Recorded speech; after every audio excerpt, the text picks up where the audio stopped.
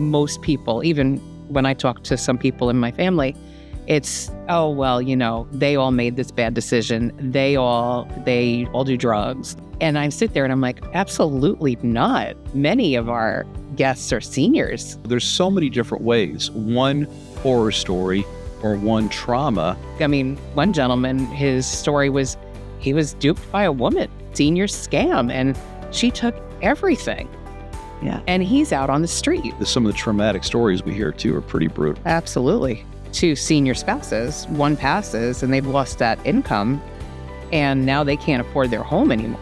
I remember it happening a few times in Winter Garden where people came to me and said, Scott, see that guy over there, that woman over there?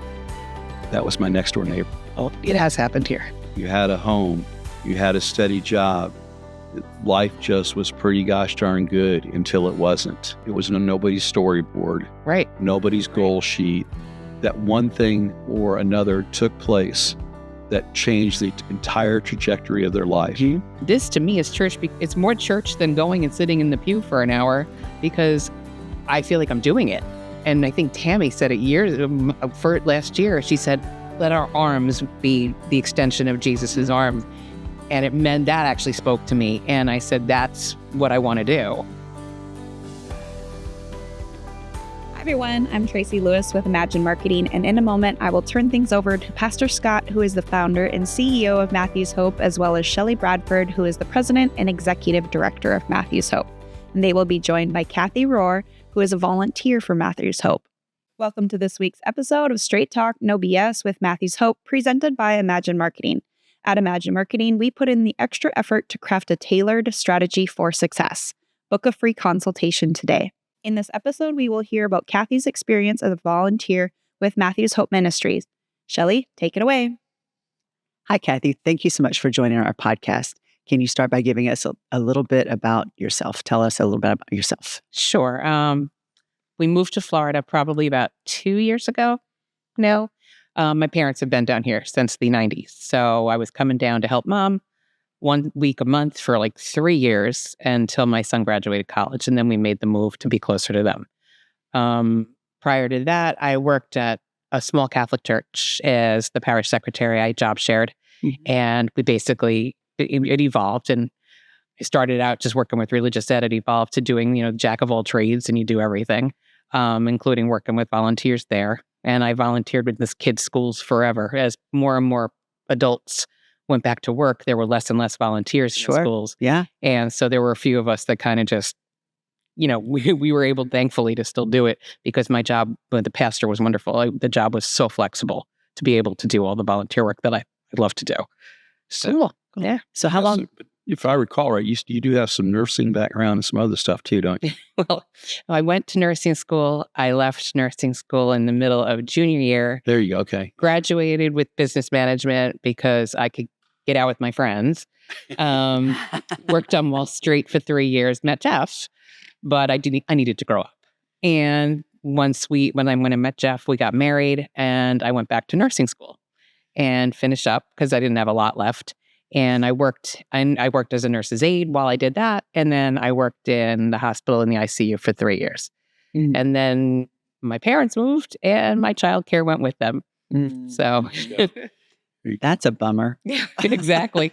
Exactly. I like her how she ran around the block with that too. Yeah.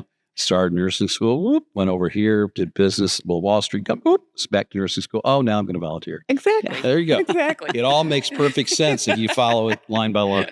Everybody's life journey is like wild, and to get them where they are. Everybody. Yeah, exactly. So how long have you been volunteering with us? With Matthew's Hope, I've been volunteering since last January. Okay. I knew I wanted to volunteer because I looked for a job down here, and they were half the salaries that I would have gotten up there. And I was kind of at the age, and I was like, I didn't need to go back to work right now. That was a blessing. Mm-hmm. My dad golfs with Richard Noose, which is Jeff Noose's dad. So I always knew about Daily Bread, and I didn't know about Matthew's Hope when I came down. And I drove around, and I looked, and I said, I don't know. And then there was a hurricane. I bought food, didn't eat it because we didn't have that problem. I said, I'll bring the food to Matthew's Hope and see what that's like. And I happened to come on an outreach day. I met Charlene, We were lost, didn't know where we were going. She pointed out to us where we were going, and there we were. And in the end, that's history. And that's how I ended up at Matthew's Hope. All right. Well, And it does work in mysterious ways. I know. you answered my question. I didn't even have to ask it. Well, the beauty of it, though, honestly, the beauty of it is that Kathy is one of those volunteers that treats it very much like it's her job. So that when she comes in here, she knows where she's going, what she's doing. That is huge to us. She's not looking to run out the door right away, which is, again, a big help because we don't always stop exactly at the same time. We got latecomers, and, here in Brevard, we've come close to nearing 200 people in a single morning. It's a lot of people to process. So when you have people that understand the duty and what needs to be done, that's huge. But I'll also throw this out to you is that something nobody I've seen do. She started a Matthew's Hope volunteer group that now, I think on Tuesdays, Yes. they gather up a bunch of them and they go have lunch somewhere together, That's so fun. which I think is so cool. Well, I can't take credit for that. That was actually Kitchen Karen. Was it? Okay. Karen invited me she was walking out, and they always went to lunch. There was a couple of them that went to lunch every day, and I happened to be walking out behind her. Kitchen Karen. Yeah. And she invited me to lunch, and I said, okay, I'll go. And then the next week, she didn't know, and I invited a couple other people. And from there, it just grew. Yeah. So through her, let me put it this way, that through the social media spot, she picked up Matthew's Hope volunteers. She's now been able to help connect our volunteers in a unique way. And honestly, for some of them, either being new to the area or just not having a lot of social interaction with people where they're at. Oh, yeah. That has, because they've come and told me and said, this is fantastic. I really enjoy my lunches after Matthew's Hope. And sometimes they talk a little bit about Matthew's Hope. Sometimes they talk about, I've heard of some interesting conversations that kind of wish that I was there rather than where I was at. They're always invited. Because it sounds like so much fun. I was wondering the same. Yeah, they all left for the fun. I'm still sitting here, hanging out with the mess. Oh, you should join our group. Because when I first started it, I was friends with you already on Facebook, so I invited the people that I knew. But I'm like, you should join the Facebook group. Then you see what's going on. Well, then there you go. I just may do that. Yeah. Okay, so for people who don't know how to get involved with volunteering, talk to us about how you started with donating, and then how did you eventually become a volunteer? Well, I knew I needed to do something. Yep. You have tons of time on your hands. You can only, play so many games on your phone and watch so much TV, and you have to do something constructive, which has always been my life. And I just needed to find the right place. Like I said, I drove down. I wasn't sure of the area. I didn't know it all that well, except for the hospital where my mom was. So I didn't really know where I was going when I went down Melbourne. So when I came up this way, I said, clearly, the grounds were so clean. And I said, oh, this must be the place I should go. And so I was everything was neat and tidy. And so Neat and tidy at a homeless outreach? Right. You wouldn't think Who would that. know? So Who would think? When I brought the food in, and I got lucky, it happened to be an outreach day because I didn't know what that was. And I brought the food in and I said, oh, it was running, everything was just going. And they showed me the kitchen, and I brought a ton of food, but I brought it in. And from there, I said, okay, I think I can do this. Waited a little longer. And then finally, I just kept Googling and opening up the webpage. And Sarah was in charge of the volunteers at the time. And I emailed her, and she quickly answered me and said, come find me. And this Tuesday, because I said, in a couple of weeks when I come back from the north. And she was like, come tomorrow. And I'm like, I guess I'll go tomorrow. So, and then the rest is history. So yeah, it was just so easy. I walked in and I had told her my background. I had worked at church, and she quickly put me in the shopping area where I still am today, which is working on the computer and everything. Yeah. So, So Scott, is there an interview process or an application process that our volunteers have to go through? Typically what happens is people go on to our website address at matthewshopeministries.org, and there's actually an area they can fill out an application. And the real reason for that is if we can connect you with something that you're passionate about or you have knowledge in, we're going to try to do that. In fairness, the other side of that is, give you an example, we have teachers that will volunteer with us during the summer. Yep. And you think, oh, they'd be perfect with working with our Montessori preschool. And here's what I'm asked all the time. I'll do anything you ask me to do. Do not put me with children. Yeah. I need a break. Yep. So we try to look at both parts of that. I don't want to force somebody into a slot they're uncomfortable with or they don't want to do for whatever their reason is. We do a basic background check. And that's really it. We try to encourage everybody to be involved. We try to encourage people to come for a tour and see what we're doing. So you have there's still volunteers we have that still don't fully grasp everything we do. And we try to continuously encourage people to understand what we're doing, why we're doing it, how we're doing it, where the money comes from, where it goes, because knowledge is power. Absolutely. And it makes it so much easier. Someone like Kathy has a little more leeway than what I might give someone for starting because I know she fully understands. I'm going to give the example is that, our folks are given a budget. I mean, why am I going to just give you clothing every time you come Right. if we offer laundry service? Right. Okay. And so they're given a budget, but Kathy will look at a situation, whether just visually what she sees or if somebody asks about something, to go ahead and move it forward, get them taken care of. We want the folks to be able to hide in plain sight. Very least, let's make sure we get a clean shirt on them and what have you. And so a lot of that, and if she thinks it's outside her scope, she'll call one of us over and say, hey, so-and-so's asking for such and such. Does this make sense? But the beauty of it is that she's pretty self-sufficient, which with all those moving parts you saw, we make it look pretty easy. The truth is, Oh, yes. yeah, it's like when, the story of the duck, he looks like he's just sitting there bobbing on the water, but his little feet are going 1,000 miles an hour. Right. There's 1,000 miles an hour going on in the background. But if we make it look easy, that makes it comfortable for not just our volunteers, but for our guests. Yep.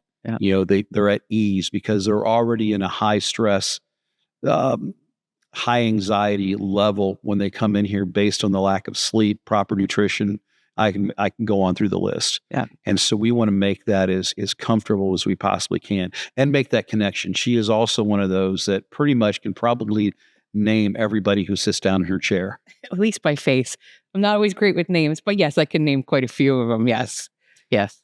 So can you explain to me, Scott, what does a typical first day look like for a brand new volunteer that shows up wanting to help? What if they just show up? Yeah. Well, obviously I can't just throw them into something, but that's often what happens. We try to throw them into something that's going to be simple, but mostly so they get an opportunity to observe what's taking place. One of the challenges we have at our Brevard location, where we're taping from, we're actually taping from our Trinity Oaks venue today. Brevard's a challenge because we have a lot of snowbirds. Yep. And so what happens is over the last couple of weeks, our snowbirds have disappeared. And that becomes a challenge because we go from being overloaded with volunteers to all of a sudden not having enough. And so, we constantly encourage more people to come in and try to explain to them that today might be easy and you may not feel very useful, but that could be very different the next time you come. Yeah. I've often said about Matthew's Hope, the most consistent thing about Matthew's Hope is its inconsistency. Mainly when I say that is that it changes constantly based on the need, the demographic, what we have in the way of volunteers and so on and so forth. Yeah. Kathy, has your idea about homelessness and those experiencing homelessness evolved at all since you first volunteered at Matthew's Hope? Yeah? Oh, yeah. Tell me about that. I just think we're all one, no matter who you are, you're almost like one step away. And I mean, I joke around sometimes with my family. I'm like, hey, you're going to be at my table asking for underwear. But I'm like, I sit there sometimes and I see even, choices that people I know are making. And I'm like, very legitimately, you could be the next person at my table asking for underwear. Yeah. And I'm like, so yeah. And I've said every person that comes up, I know most people, even when I talk to some people in my family, it's, oh, well, they all made this bad decision. They all do drugs. They all, and I sit there and I'm like, absolutely not. I mean, many of our guests are seniors and some of them have stories are just so shocking. I mean, one gentleman, his story was he was duped by a woman. Yeah. And I'm like, a senior scam. And she took everything.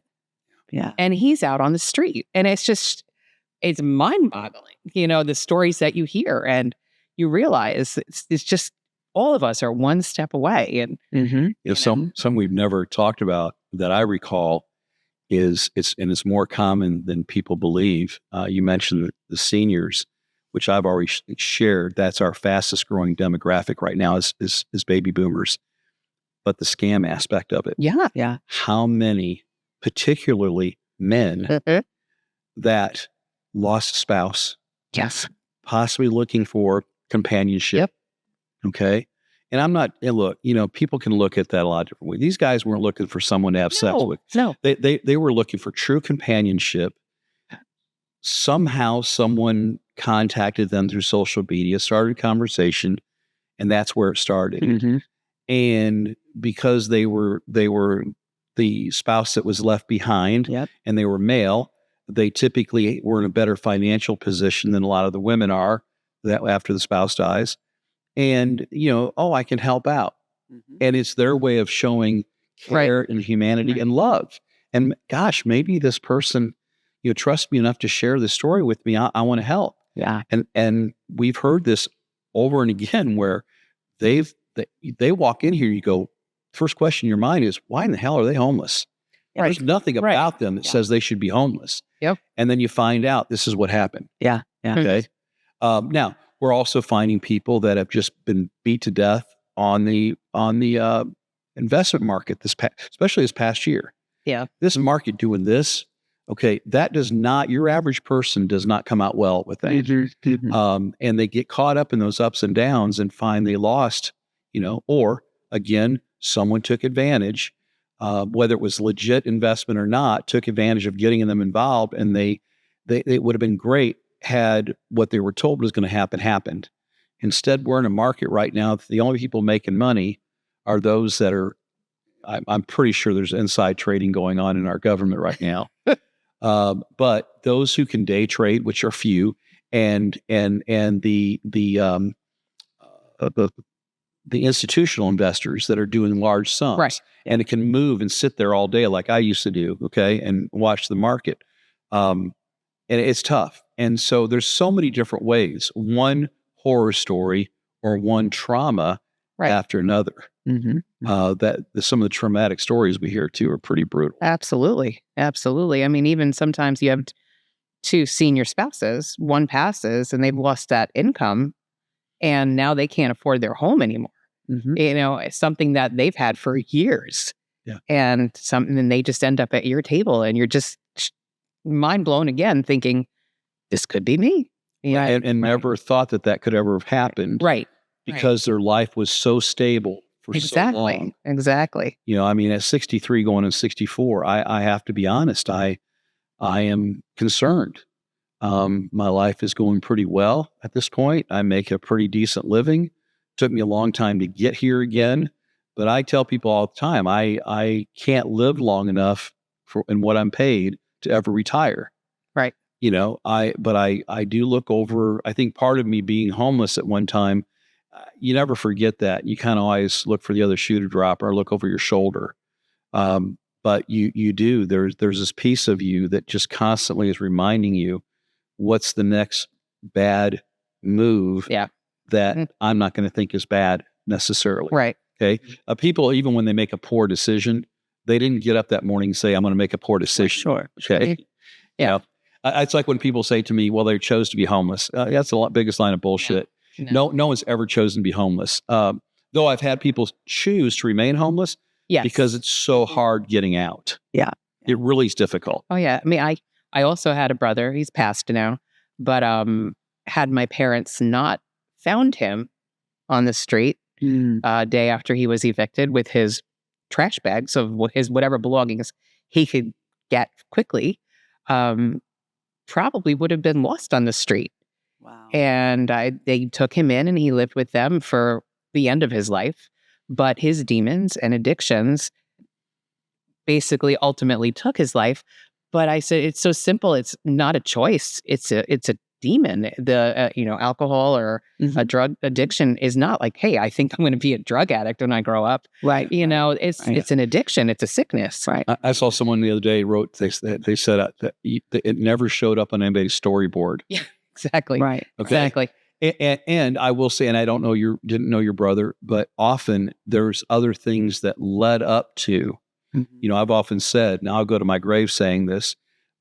Drug addicts and alcoholics rarely become homeless, but it's very common for a homeless person to become addicted to something because they're self-medicating themselves through some type of trauma that's never been addressed. Right. Mhm. Sometimes that trauma to us, we can look at it and go, we've been through that, but God built us all different. Some are better getting through things than others are. Right. Absolutely. And so again, goes back to that judging the book by its cover and not stepping back and asking what could have happened in that person's life that made, living that way acceptable. Right. Kathy, do you have anything especially meaningful or memorable with your interactions with our guests that you would like to share? Any one guest that's touched your heart? Well, the gentleman who was scammed, I love him. And he actually was housed for a short time, and he had gone down and gotten the cash to pay his rent, and it fell out of his pocket when he was walking back to his home to pay his rent, and he tried to ask for more time, and they told him absolutely not. So he's back out again. And he smiles through it all. He'll just be like, oh, well, this happened, and he just carries on. He works. He has a job. And he manages to get to that job, takes city buses to get to us for his shower. But he's always had my heart. And then there's one gent who reminded me of one of my kids, and it turned out he was literally 2 weeks younger than him. And he actually just went home. His sister sent him a ticket to Colorado, and I pray every night for him because I know he went to Colorado to live with her, and I hope to God that he's going to be okay. Yeah. This was the right step for him, Yeah. I love that. Kathy, what do you think would be the most surprising to someone that has never volunteered at Matthew's Hope? And if they were able to come in and meet some of these people themselves? I think the most surprising would probably be their backstories. Like I said, they come in looking very clean. Many of them, they come in happy. That happy too. Yeah. That's a shock. I'm like, it's like it just rained for 3 days straight, and you're like, hey, I'm here. Yeah. There are many though that come in on the complete other end of the spectrum, and you see that too. But I think the surprising thing would probably be the amount of people that probably are seniors that look just like us. Yeah. Because our volunteers are generally 60 and up. And I think these people we could look in the mirror and easily see they look just like us. We could hang out with them, Yeah. It's crazy. And this has happened. I don't think it's happened here yet, but I remember it happening a few times in Winter Garden, where people came to me and said, Scott, see that guy over there, that woman over there? That was my next door neighbor. Oh, it has happened here. Okay. Yes. Yeah, okay. I couldn't remember if it's happened here or not, but I know it's happened there. And again, that was your next door neighbor. That means they lived a life that was equal to yours at one time, probably from a financial standpoint, probably similar size home, similar price home. So everything was, you had this kind of car, they had that kind of car. And now they're here in my outreach center looking for help. That's how quickly it happens. Yeah. And I think that's a part that I will say over the last 16 years as Matthew's Hope that has become more common, where people's lives changed. They all did. Everything happened fast, but fast then and fast now, completely different. Yeah. There's, again, I think it's lack of empathy. I think it's we have less financial input from the state and that than ever before to deal with this kind of thing. It has not kept up with what things cost, like most things. And it just happens more often quicker. Yeah, absolutely. Yeah. So Kathy, go ahead. Go ahead. What would be your message to someone listening or considering getting involved with Matthew's Hope? Oh, I think be it would be volunteer. great. come on down. They could join And, your Facebook page. Well, that's what I'm like.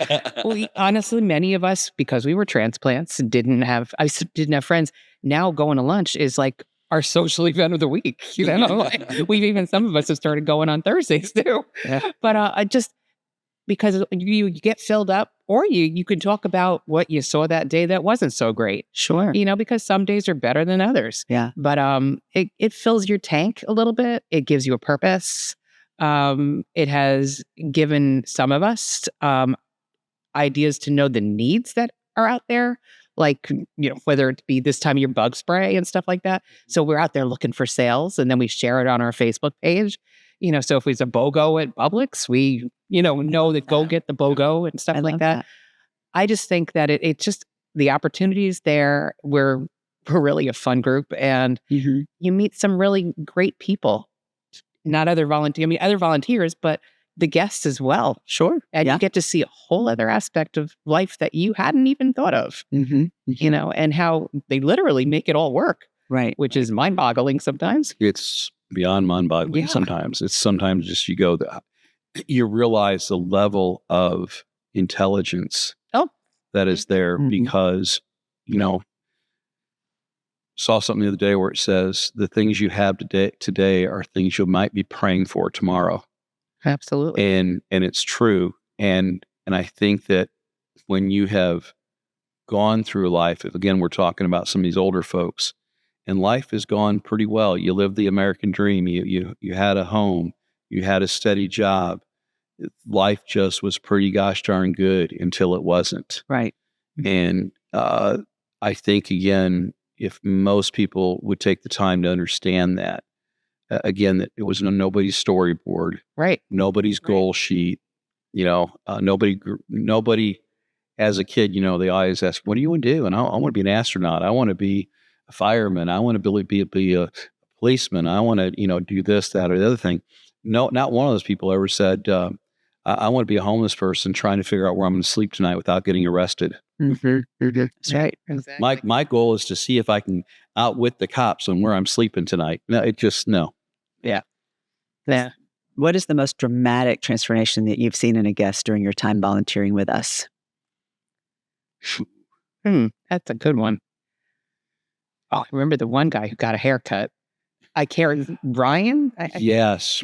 Yeah. I don't know if we're allowed to say his name, but he came in. You say his last name. And he came in, and I was like, I did not see him after his haircut. And then you posted it, and I saw it. I said, holy mackerel. Another one, and it had to do with the haircut. The haircut is profound. It is. The same guy that I talked about being scammed, and he was relatively new to the program when I started. And the first time that a hairdresser come in, and he came back to me, because I always chatted with him when he came in. He came back to me, and Ashley and I were there, and he looked at us, and he was like, he started to just bawl, and he said, they finished, and I looked in the mirror, and I saw me again. And he just started, the whole group of us, we were all just weeping and everything. And that was just what a simple haircut could do for somebody to give them back some dignity. Yeah. Was just, that says it all right there. Yeah. Right there. Give them a shower, give them an opportunity to be cleaned up, and to feel like them, because most of them were, like you said, living in the house next door. Sure. Sure. You see, what's interesting with some of the women that we serve, one of our biggest challenges is keeping our haircuts, and we need barbers, we need stylists. I'm constantly asking for more people to help. That's one of our greatest needs at both locations all the time. And what's interesting with the women is we try to do more than just a simple haircut. They try to style it, blow it out a little bit. And usually they're faced away from the cameras, or from the mirror, so they don't know. And when they get spun around, and they get to see themselves, the thing that I've heard more often is, and it's almost like they were all given the same line. They'll sit there and go, I haven't seen that girl in a long time. Yeah. That's usually followed up by selfies. Yes. Okay. Yes. Right. Yeah. And sometimes they will send them, if they have family somewhere, they will send those to say, hey, I'm doing pretty good. Yep. They don't want them to be seen dirty, unkept, and all those type of things. And so, when they can put on some fresh clothes and a fresh haircut, you see a guy get his beard trimmed, or he gets to shave, Right. gets a good shave that he can actually look in a mirror, as opposed to trying to do it while he's on the street, not missing spots and what have you. Right. It's so big. It's so big. And because it's very easy to lose sense of self. Yes. And to get caught up in, I in fact am less than, because they're so often told, and the amount of abuse some of these people take in the streets, from people rolling down their window to simply yell to them, "You bum, go get a job." You have no idea what that guy, I mean, look, we've had NASA engineers. Yep. We have had pastors, teachers, preachers, nurses, doctors. I had every type of occupation come through this place over the years, that one thing or another took place that changed the entire trajectory of their life. And how pompous of us, I think I'm using the right word, to think that it can't happen to us, or that we think we're above that happening. I will also tell you, it's interesting to hear how many of our, particularly men, but some of the women have said it too, I used to be that person that judged who I now am. Yeah. Yeah. That's an interesting thing when they say, and they'll start crying because they're horrified being on the other side. They're not just crying because they're homeless. They're crying because, how was I ever that person? Right. And the truth is, again, you don't know what you don't know. That's called ignorance. And you can do something about that by coming and touring, by volunteering, by, watching our podcast and different things. When you do those things and you still think you know more, then you've already made up your mind. There's nothing I can do to help. Right. So, Scott, as we wrap this up, I think it's really important that we do share how important it is that volunteers are for our overall success of Matthew's Hope. Oh, without volunteers, we have nothing. Shelley, you know that you and I spend an abundance of time trying to figure out how to keep the doors open, working through the grant processes, doing speaking engagements, asking people to give, working, my second job in social media. We have a social media team, and the social media team still can't do a lot of what I do because I'm in the middle of see it every day. Right. Our volunteers, when you look at it, we have roughly 50 employees between our two locations. Now, a chunk of those are part-time or heavy part-time, but it comes out to about 50 employees. You split that in two different locations, that's 25. Then you take out the nurses, the teachers, a couple people in woodworking, the drivers, the bus driver. When it gets right down to it, I think I figured out one day there's about 8 of us that are actually involved the day-to-day of pulling the strings in an outreach day or a mobile outreach day. It's the volunteers. We go through hundreds of them in a week. 8 of us across Matthew's Hope, not What's just that? in one location, across Matthew's Hope. Oh, across Matthew's Hope. Yeah. It's absolutely insane the amount of people it takes, and but I will tell you that most people, they either do it once and they don't last. Sometimes they say, and they've told us, it's too emotional for me. Okay. I can't process that. Or they say, I have a son or daughter who's homeless, and being around that is just, I thought it would help me. Now, the other side of it is, I have people that say, I have a son or daughter or brother or whatever that's homeless, and it drives me I can't help him if I can help others. Yeah. So there's all different things that come into play with it. But the truth of it is the volunteers are the backbone of who we are. We might be driving the bus, but we need that bus full of people that are willing to get out and get some dirt under their fingernails and help us get the job done. Yeah. And help us love on these people unconditionally. Yep. That's a huge part of it is getting in touch with our own heart. Oh, yeah. Well, one thing I didn't mention is that we open every morning, we meet, and we have a meeting of what's going on for the day.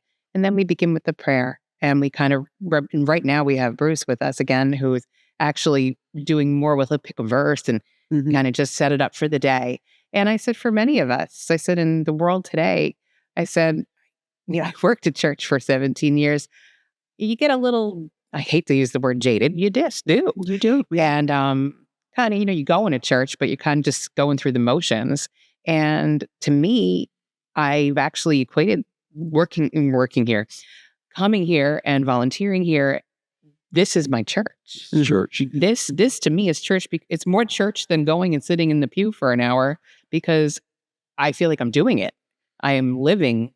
And I think Tammy said it for last year. She said she used to always come up with a prayer, and I loved when Tammy prayed, and it was how let our arms be the extension of Jesus's arms, and it meant that actually spoke to me, and I said that's what I want to do, and everything. So I guess it's a calling too, It's well, here's what's interesting is that we're based completely on Matthew 25.